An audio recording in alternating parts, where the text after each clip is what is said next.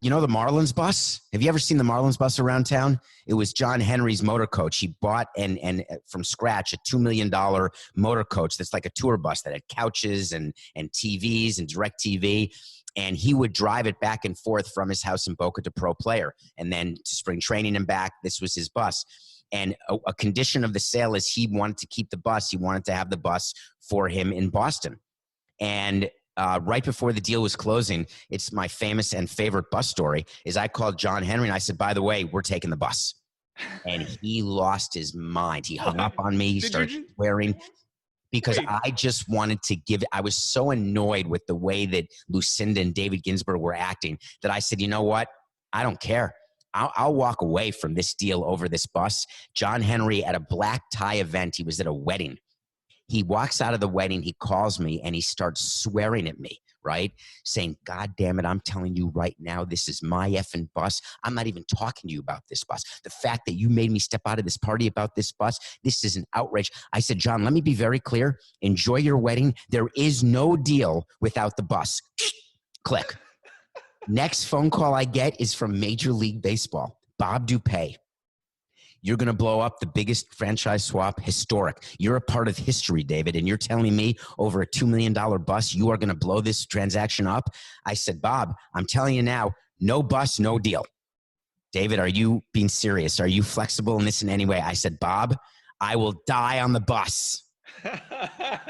2 days later, John Henry gave up the bus, and he really didn't talk to me much after that. And we still have the bus.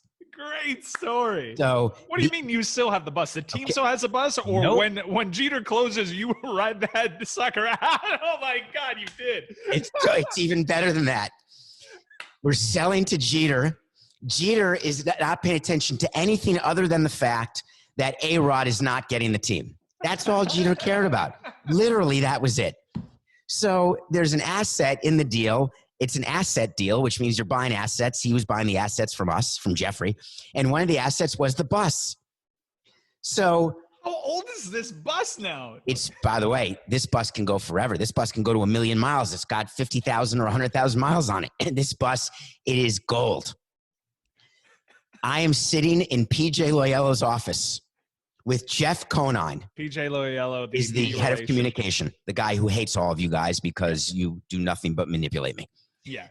He can't even listen to these local hours, right? He has like PTSD from a sweat standpoint. Yeah. So he's worried. I'm worried.